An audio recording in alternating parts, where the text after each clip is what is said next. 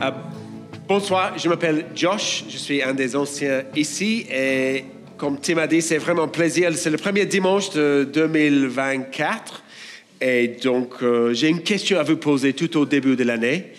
Quelle est votre meilleure expérience récente? Quelle est votre meilleure expérience récente? Est-ce que vous avez eu quelque chose pendant Noël? Peut-être vous avez ouvert un cadeau peut-être qui vous a beaucoup plu. Moi, j'ai reçu pas beaucoup de cadeaux parce que malheureusement, je suis pas enfant maintenant, mais j'aime bien recevoir des cadeaux. Donc, si vous n'avez pas réfléchi à moi, je peux attendre jusqu'à après. Ça va, ok. Mais je ne sais pas, qu'est-ce que vous avez fait? Est-ce que vous avez fait du ski? Est-ce que quelqu'un a fait du ski un peu? Est-ce que ça, c'est une expérience pas mal? En montagne, des montagnes sont impressionnantes, n'est-ce pas? Peut-être, je ne sais pas.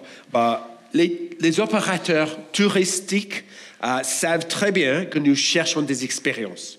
Et en fait, on a pas mal d'expériences ici à Lyon qu'on peut faire. En fait, on a, par exemple, une chute libre en simulateur. Est-ce que vous savez qu'on a ça à Lyon? OK, vous savez, OK. Est-ce que vous savez qu'on avait une initiation au surfing? Hein? C'est pas mal. Il y a aussi une séance de flottation. Ça ne me parle pas. Oh, mais ça te parle. OK, cool. C'est excellent. OK. Il y a même un escape game qui est là. Il y a pas mal d'escape games. Mais toutes les expériences, elles attirent notre attention, n'est-ce pas? Parce que nous sommes dans une société où notre attention vaut de l'or. Elle est sollicitée partout, dans les portables, dans la télévision, un peu partout, les publicités. Et ils savent que nous recherchons quelque chose. Nous sommes toujours sur la recherche de l'excitation, du plaisir, de l'épanouissement, de la satisfaction. Et au début de cette année, c'est un bon moment, comme Tim a déjà dit, pour réfléchir à quel endroit notre attention se pose. Parce que ce à quoi notre attention, nous prêtons l'attention, ça c'est notre vie en fait. Et donc, si nous nous concentrons sur des choses un peu superficielles, nous devenons nous-mêmes superficiels. Et donc ce soir, on va creuser quelque chose, ou plutôt quelqu'un, qui mérite notre attention, qui n'aura pas besoin d'être mis à jour, d'être remplacé, d'être amélioré ou changé. Cette année, on va creuser, comme Tim a dit, l'évangile de Marc et se concentrer sur Jésus. Et c'est le nom de notre série, Jésus expérimentait sa personne et sa mission. Et on va voir, j'ai un petit sac d'accessoires ce soir, on va voir que Jésus ne reste pas coincé dans un livre ancien. En fait, il en sort d'un coup et il nous confronte avec ses paroles, avec ses actes. Et on veut vraiment que cette année soit l'année où on expérimente sa personne et sa mission. Et on veut une relation croissante et vivante avec Jésus. Et donc, on va aborder les premières 15 versets ce soir par 3 questions. Et les 3 questions sont...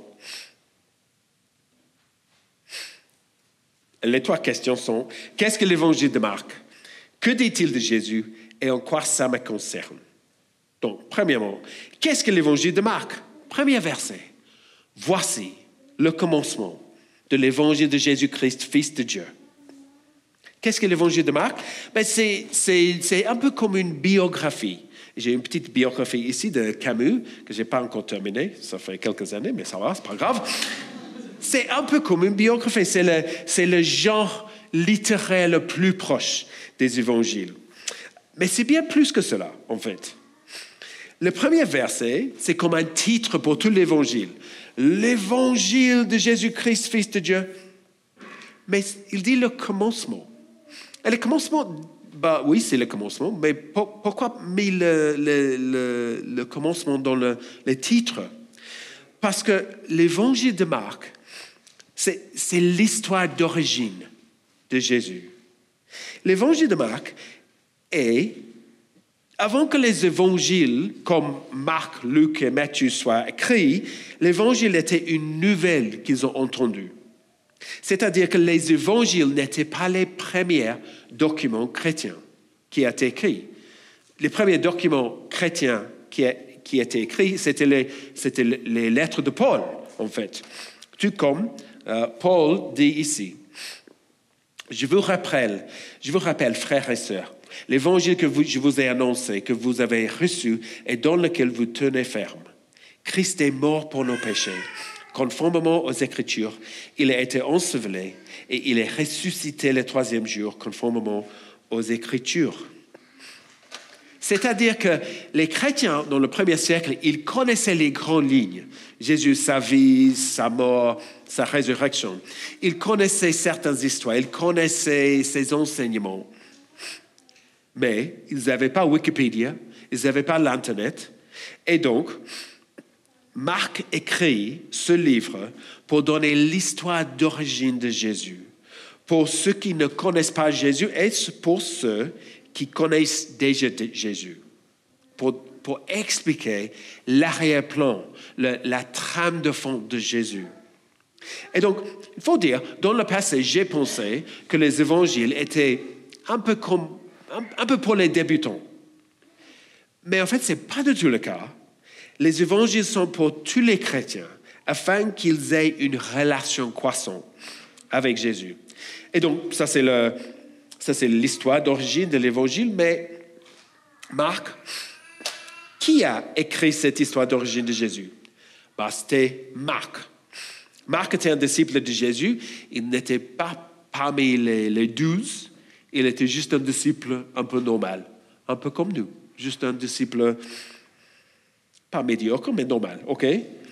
Et en fait, selon saint Irénée, qui était un évêque lyonnais, yes, on est dans la Bible, pas exactement dans la Bible, mais on est 2e siècle, il était évêque à Lyon, ici, et il avait une connexion avec Polycarpe, qui avait une connexion avec Jean, le disciple de Jésus, et c'est Irénée et un autre qui a dit que Marc était le scribe de Pierre.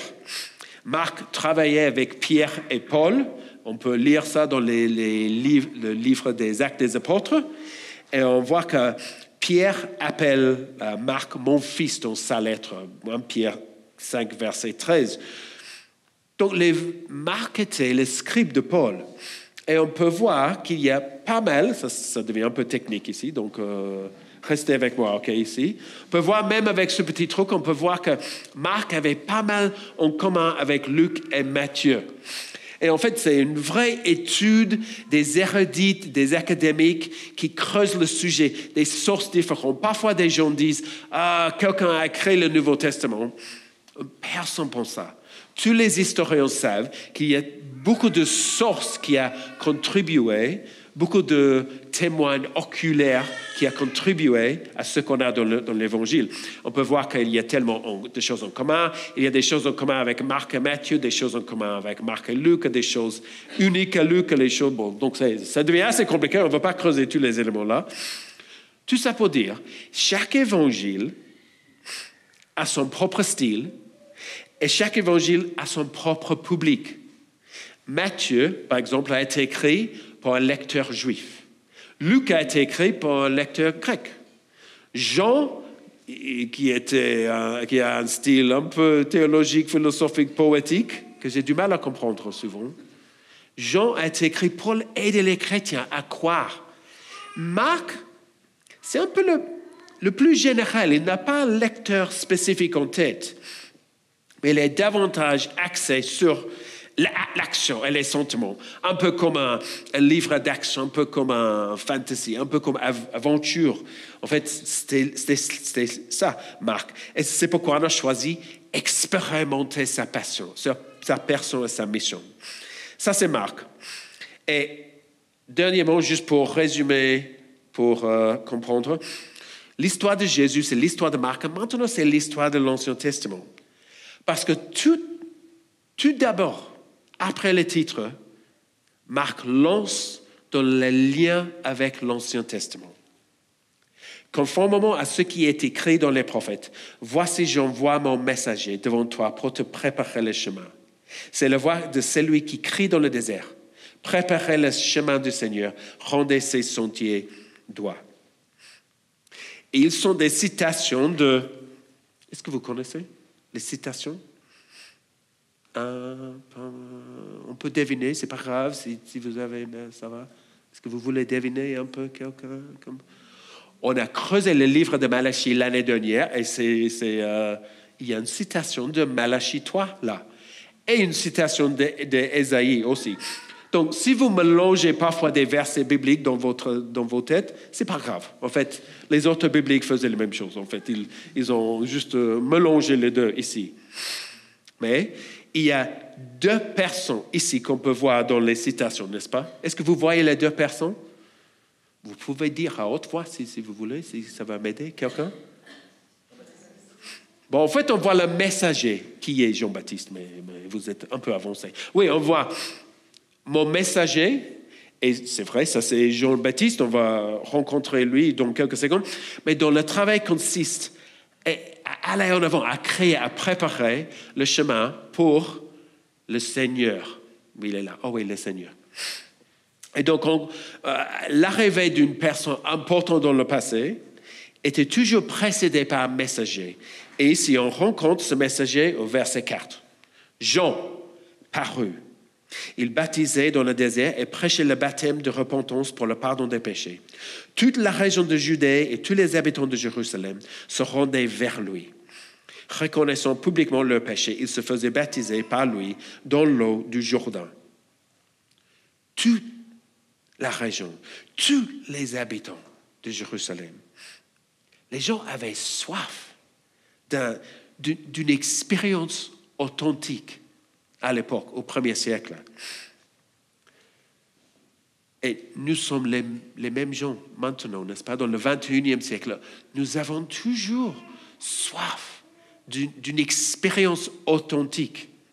Même si vous allez... qui est allé à la fête des Lumières à Lyon? Qui est allé là? Oui, c'est ça. C'était intense. Tellement de gens autour et on est tous là pour une expérience.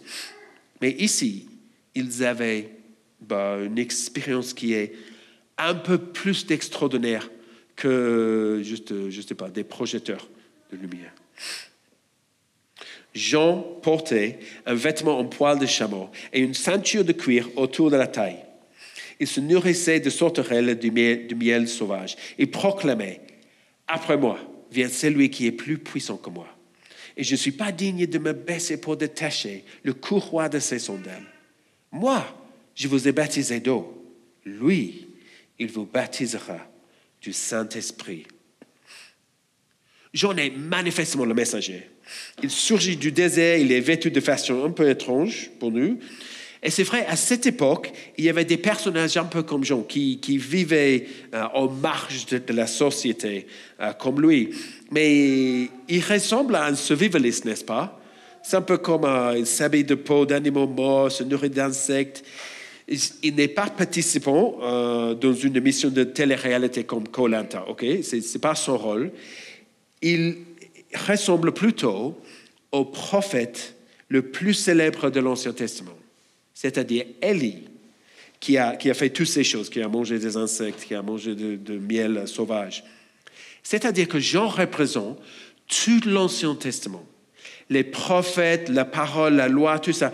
Jean pointait vers Jésus. Jean, tout comme l'ensemble de l'Ancien Testament, nous prépare, nous oriente vers Jésus. Et c'est le moment-là, ce moment-là, c'était un peu comme la télévision et le passage du noir et blanc à la couleur, n'est-ce pas? C'est le moment entre l'Ancien Testament et le Nouveau Testament où la couleur arrive, où l'esprit arrive. Et il y a une continuité et une grande différence en même temps ici. On continue. Deuxième question. Que dit-il de Jésus, l'évangile de Marc? Il parle de sa personne et de sa mission. Autrement dit, son identité, qui il est, et sa fonction, pourquoi il est venu. Et tout au long de l'évangile, il parle toujours de l'identité de Dieu, sa personne et sa mission. Et la première moitié, chapitre 1 jusqu'au 8, ça se focalise sur son identité. La deuxième moitié, ça se focalise sur sa mission. Mais les deux sont présents, toujours, et on les voit tous les deux ici. Par exemple, sa personne, qui il est. Marc révèle l'identité de Jésus, souvent très doucement. Parfois, en fait, il fait ça d'une manière un peu énigmatique, et parfois, et j'ai entendu pas mal de gens qui ont dit, mais pourquoi il n'était pas plus clair? Ça aurait été mieux s'il était plus clair. Mais ce n'est pas une faiblesse, ce n'est pas une faute. C'est fait exprès, en fait. C'est une caractéristique de Marc. Il révèle l'identité de Jésus doucement. Même, par exemple, le premier titre, qu'est-ce qu'il a dit? Le commencement de l'évangile de Jésus, Christ, Fils de Dieu. Fils de Dieu, dans l'Ancien Testament, peut faire référence au peuple d'Israël, peut faire référence à le roi, peut faire référence même à Dieu. Et Jésus englobe toutes ces références ici. On a déjà dit, verset 3, qu'il est le Seigneur. Qui est Jésus? Il est le Fils de Dieu promis tout au long de l'Ancien Testament. Il est vraiment un personnage important à l'époque, mais même à notre époque ici. On a déjà dit, c'est quoi l'année aujourd'hui? 2024. 2024 ans après la naissance de Jésus. Nous comptons l'histoire autour de lui.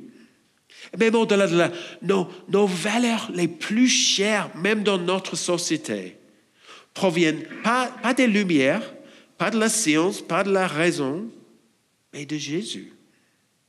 Donc, il est un personnage historique tellement important.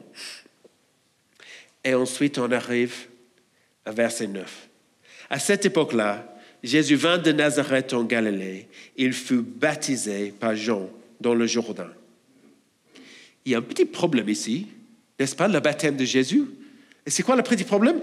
Jean faisait un baptême de repentance pour le pardon des péchés. Donc, Jésus, pourquoi il se fait baptiser ici? C'était pour ses propres péchés? Non, il me semble qu'il s'identifiait à son peuple ici. C'est un peu comme l'habitude de Gaulle, président de Gaulle, n'est-ce pas? Il prenait parfois, il disait un bain de foule, n'est-ce pas? Il allait dans la foule, il parlait aux gens, il touchait les gens, il connectait aux Français. Et c'était une manière de dire que je suis parmi vous, je suis un de vous, un peu comme ça. Il a fait ça plusieurs fois dans sa carrière. Et c'était un peu la même chose, mais plus intense avec Jésus. Jésus ne se contente pas juste de marcher près de nous. Jésus a pris un vrai bain de foule, n'est-ce pas? Le baptême s'identifie à nous. Tout comme il ne reste pas loin, il plonge en profondeur. C'est-à-dire que Jésus, il fait l'expérience de la vie humaine. Manger, boire, aller aux toilettes, être déçu, être rejeté. Il a expérimenté toutes les émotions que nous expérimentons. La joie, la tristesse, la fatigue, tout. Il sait ce que c'est de vivre comme nous, Jésus. Il s'identifie avec nous. Et on voit donc l'identité de Jésus. D'un côté, c'est tellement haut, mais c'est aussi tellement en bas. C'est juste un être humain comme nous. Ça, c'est l'identité de Jésus. Et on voit le reste de ces versets. On voit au moment où il sortait de l'eau, il vit le ciel s'ouvrir et l'Esprit descendre sur lui comme une colombe. Et une voix se fait entendre du ciel. Tu es mon fils bien-aimé, tu as toute mon approbation. On va parler des miracles un peu plus tard dans notre série et leur historicité, mais je vais me concentrer ici sur la phrase « Tu es mon fils bien-aimé, tu as toute mon approbation ». Qui a vu les séries sur Netflix sur Tapis? Est-ce que vous avez vu Tapis? OK. C'est une série sur Bernard Tapie. C'était un homme ordinaire à l'ambition sans borne, en fait. Et donc, même moi j'ai grandi en Australie, et même moi en Australie, j'ai entendu dire de Bernard Tapie à un moment, parce que j'ai bien aimé le foot. Et il a appris à Marseille, et puis, bon, ça suffit. Mais ce qui est tellement important dans la série, tu as l'impression à la fin qu'il fait tout ça pour gagner l'approbation de son père. Et c'est vraiment émouvant, n'est-ce pas? Tu vois, chaque épisode presque, il y a sa relation avec son père. Et c'est assez profond. Et je me demande si souvent nos motivations dans nos vies sont toujours liées à l'approbation, soit de nos parents, soit des autres, des gens qui nous entourent. Et ce qu'on va voir avec Jésus est que non seulement il a l'approbation de son Père, mais qu'il nous l'offre aussi. Jésus est le Fils de Dieu, le Seigneur, le Fils bien-aimé, celui qui plaît à Dieu, et il est aussi un être humain, un homme juif du 1er siècle, qui s'identifie avec nous. Ça, c'est son identité. On va développer ça tout au long de notre série. Le deuxième moitié de l'Évangile, on va creuser sa mission. Pourquoi il est venu? Nous avons déjà dit qu'il est venu s'identifier à nous, mais quoi d'autre? Mais il me semble que c'était pour accomplir les promesses de Dieu dans l'Ancien Testament. Si vous avez lu l'Ancien Testament, c'est comme une succession d'échecs, en fait. Tout l'Ancien Testament. C'est tellement long et des échecs un peu partout. Dès le début, Dieu crée un monde incroyable, magnifique. Et 2 siècles plus tard, les êtres humains, ils rebellent contre Dieu. Ils veulent vivre leur vie comme ils veulent. Et en fait, c'est la chute. Ils rebellent contre Dieu. Et puis Dieu fait une promesse à Abraham qu'il va bénir Abraham, qu'il va donner un nom, un pays, une grande nation. Et puis Abraham, il échoue. Puis il sauve le peuple d'Égypte, il libère son peuple de l'esclavage en Égypte. Et le moment où ils sortent, ils arrivent dans le désert, ils commencent à se plaindre. Ils grognent, ils échouent. Et qu'est-ce que Jésus fait tout d'abord après son baptême? Aussitôt, l'Esprit poussa Jésus dans le désert où il passa 40 jours tenté par Satan.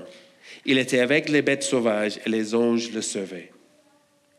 Et on peut voir que Jésus, on va voir en fait, que Jésus résiste la tentation d'Adam et Ève, la tentation du peuple de Dieu. Il résiste, il réussit où ils ont échoué. Ça va être un peu la même chose. Tout au long de l'Ancien Testament, ils continuent à échouer à ce point qu'ils vont en exil par les Assyriens et les Babyloniens. Et en fait, tout est un peu pourri. Mais à la fin, Dieu leur promet qu'il les bénira, qu'il les sauvera, qu'il enverra un vrai roi. Et puis on arrive à ce moment, à Jésus, des siècles plus tard. Et on arrive à ce que Jésus fait au verset 14. Après que Jean eut été arrêté, Jésus alla en Galilée et proclamait la bonne nouvelle du royaume de Dieu et disait, « Le moment est arrivé et le royaume de Dieu est proche. Changez d'attitude et croyez à la bonne nouvelle. » Donc, la dernière chose, il est venu pour prêcher la bonne nouvelle.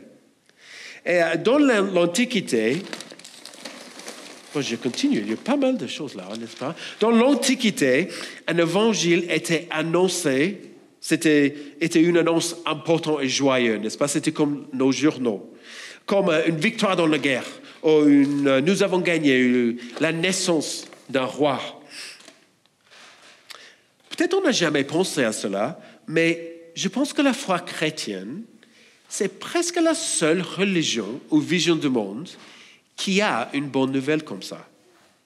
Je ne sais pas si vous avez pensé à ça. C'est-à-dire que Jésus est tellement différent de tous les autres chefs religieux. Ils ont donné une liste des instructions ou une voie à suivre, des règles, un chemin. Et c'est vrai que Jésus nous donne des choses comme ça, une voie à suivre. Mais tout d'abord, Jésus est venu prêcher une bonne nouvelle. Non pas sur ce que vous devez faire, mais sur ce qu'il va faire. Quand il dit le moment est arrivé et le royaume de Dieu est proche, il parle de sa présence qui est là. Et il parle de ce qu'il allait faire pour nous. C'est-à-dire que l'évangile concerne la vie, la mort et la résurrection de Jésus. Et donc le centre de la foi chrétienne, c'est pas l'Église, c'est pas toi, c'est pas moi, c'est pas l'histoire, c'est Jésus, sa vie, sa mort, sa résurrection. Et dans une société qui court toujours après la prochaine expérience, le prochain événement qui arrive, ici on a une bonne nouvelle sur la personne la plus importante de notre histoire, qui est mieux qu'une expérience à suivre, qui est mieux qu'un événement, même les Jeux olympiques qui vont se passer cette année. C'est mieux que ça. C'est mieux qu'une relation. C'est mieux qu'un travail épanouissant. C'est mieux que toutes ces choses. Bon, en quoi ça me concerne? Nous avons peut-être lu certaines biographies comme, je ne sais pas, Camus ou d'autres qui nous ont touchés. Mais ce qui est différent dans ce livre, c'est qu'elle nous parle. Donc, ce livre, c'est assez spécial, l'Évangile. C'est un peu comme un livre où, quand tu ouvres le livre, en fait, des mots sortent de la page, n'est-ce pas? Des mots sortent un peu comme ici. Oh, wow! Oh, c'est impressionnant, n'est-ce pas? Je vais garder ça parce que vous allez casser tout ça. Je n'ai pas confiance en vous. Mais c'est impressionnant, n'est-ce pas? Et c'est vraiment les mots dans l'Évangile, quand tu les lis, ils sortent de la page. Ils sortent de la bouche de Jésus et ils nous confrontent, ils nous frappent, ils nous touchent. Et c'est l'expérience ultime, en fait. C'est pourquoi nous avons appelé cette série « Expérimenter sa personne ». Parce que la réponse attendue par Jésus est à la fin de verset 15. « Changez d'attitude et croyez à la bonne nouvelle. » Elle nous frappe. Et j'aime bien la réponse que Jésus cherche chez nous, parce que c'est déconcertant et soulageant en même temps. C'est déconcertant parce qu'il dit pas « suis ton cœur ». Il ne dit pas « trouve ta propre identité ». Il ne dit pas « accepte-toi tel que tu es ». Non, il ne dit pas ça. Il dit « changer ». Donc ça, c'est un peu « attends ». Il dit « changer d'attitude ». Restez pas où vous êtes. Non, ça, c'est pas bon. Changer d'attitude, c'est un peu déconcertant, n'est-ce pas? Et en fait, on a le mot repentance. Et le mot repentance, c'est un mot religieux maintenant, mais pas vraiment dans le passé. Le mot repentance, c'est le mot qu'on traduit ici, changer d'attitude. Le repentance ne signifie pas être bon, ou faire des bonnes œuvres, ou faire la pénitence. Non, repentance, ça se traduit le mot en grec métanoïa.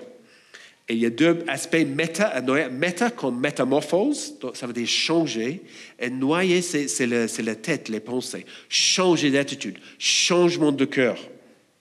Arrêtez d'aller dans cette direction, où toi, tu es le roi de ta vie, où toi, tu décides, où toi, tu es le centre. Arrêtez d'aller dans cette direction.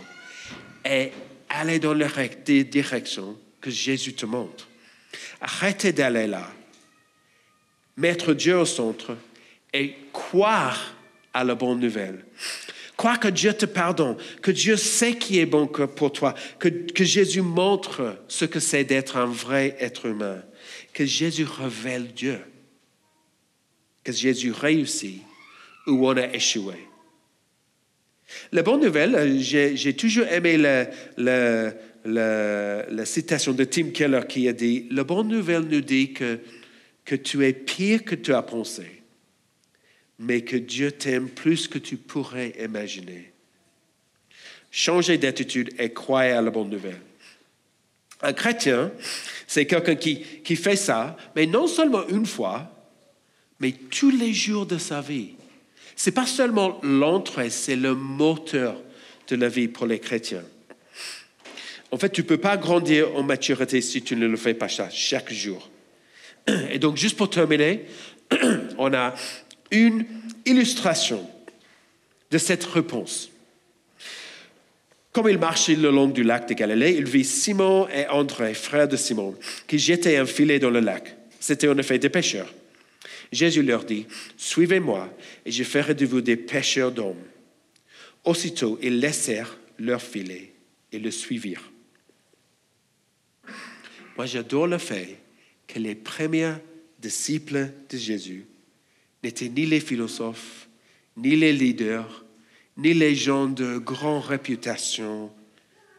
Ils étaient des pêcheurs, des travailleurs manuels avec l'odeur de poisson. C'était probablement pas la première fois qu'ils ont rencontré Jésus.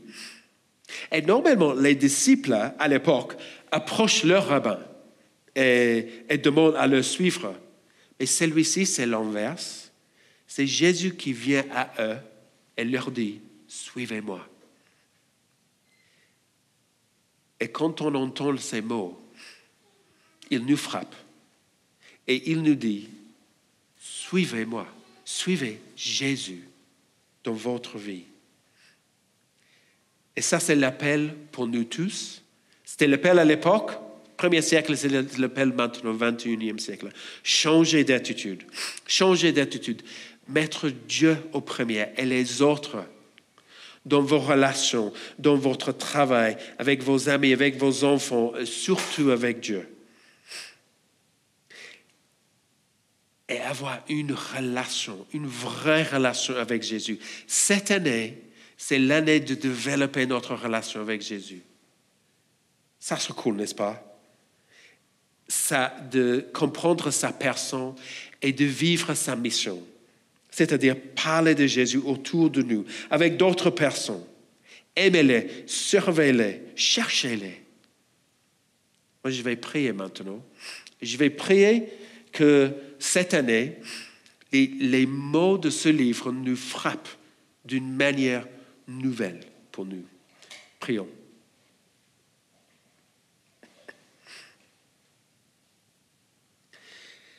Seigneur, merci pour l'Évangile. Merci pour le Jésus qu'on découvre ici dans ta parole, Seigneur. Merci, Seigneur, parce que Jésus n'est pas loin de nous. Bien sûr, ça fait 2000 ans, mais quand on lit ta parole, il nous parle. On peut voir ses émotions, ses actes, ses mots, et on peut le suivre. Seigneur, par ton esprit, donne-nous la capacité de changer d'attitude et de croire en lui, dans nos vies, dans nos relations, au travail, chez nous, partout. Et Seigneur, donne-nous le courage de le suivre dans sa mission. La mission que notre monde vraiment a besoin de voir. Et on prie ça au nom de Jésus. Amen.